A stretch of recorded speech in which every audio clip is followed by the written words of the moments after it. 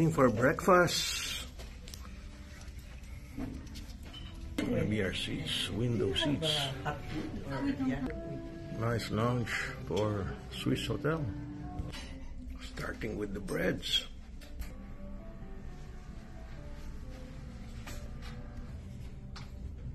Oh, okay na yan.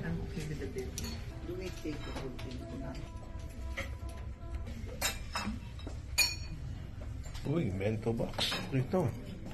Ikaw rin, bento box, mama. Okay, some salad. Si Berna, salad rin with her bento box. Perfect view, Mama Berna, while you're having your breakfast here at the Swiss Hotel. Ito sa vlog ko. Ayan, Pilipina dito sa Swiss Hotel. Binigyan ako ng extra saba. Ayan, 2 saba binigay niya. Para masarap magsaba together with the rice. Ano yung dessert mo? Ano yan? What do you call that? Ha? Panakota. Oh, panakota? Oh, panakota for dessert, breakfast? Ako rin, magpapanakota rin ako. Ganda pala ng panakota. Ano yung strawberry ba yung nasa gitna? Looks good, huh? Oh, strawberry nga yung nasa gitna niya, oh. Ganda. Titimplahan ako ng kape. Thank you, Berna. Ay, nagpaturo pala siya.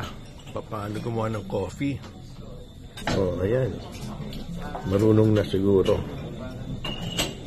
Oy, thank you, Mama Berna. Okay. Ano ba ito kinuha? Cappuccino to? Oh, cappuccino for my coffee. Daming mga buildings dito, no? Ito, Osaka.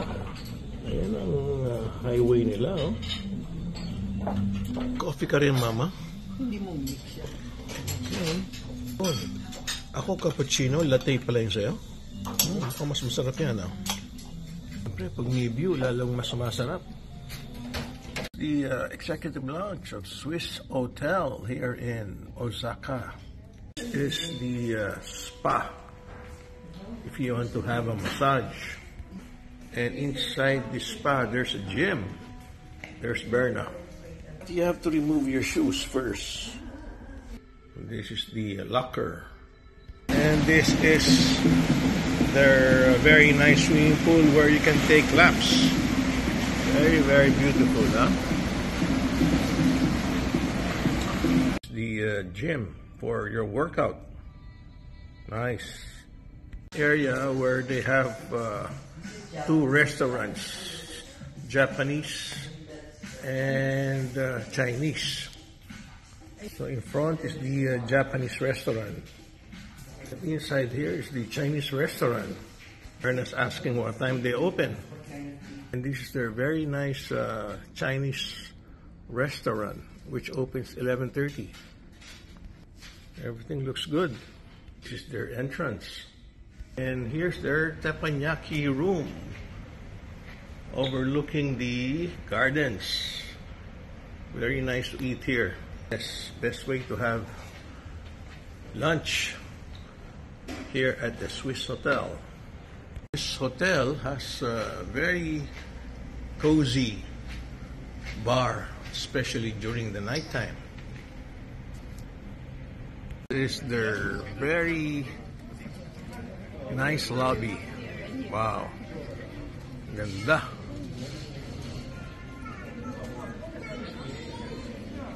Look at those lights on top, huh?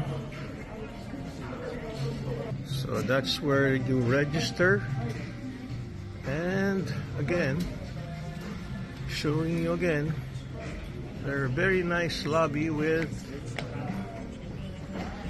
a big shop. I think it's in front.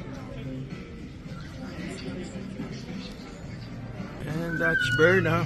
She's maybe asking for a late checkout. They also have a coffee shop in the lobby. Yes, this is the bake shop. Kasama nga kita sa vlog ko. Anong dati mong ginagawa sa Joy Nostalgia? Ay, nilipat na ako sa'yo. Nandito lang ako. Sikat na sikat ka, ha? Gusto mo mas malaking kita. Isa sa mga staff ka rin, no? Sa Joy Nostalgia. Okay, tama. Ano pangalan mo ulit? Mark po. Mark, ay. Supposed to be their lounge. With nobody here right now. Because it's too early. So doon tayo galing. Kasama si Mark kanina. And here we are again. Sige Mark ha. See you again ha. Next time manager ka na. Okay, sige Mark. Sige. Okay, bye. And that's Bernal looking for me. And if you want to go to the mall, you just have to pass this way. You get to the mall and the train station. Ang view dito. Yun ang masarap sa Swiss Hotel. Mga view all around is excellent views. To our room. So ito yung aming suite room. It's relatively small, pero ang advantage niya, napakaganda naman. Another picture window. Look at that. Amazing views. Ayan, medyo marumik. Diyan ako nag-coffee kanina. And again, I want to show you this Swiss Hotel executive. No, this is not. This is the suite room. Ayan, no? Diyan kami natulog, kaya medyo magulo. The best part is that you are surrounded by beautiful views of Osaka.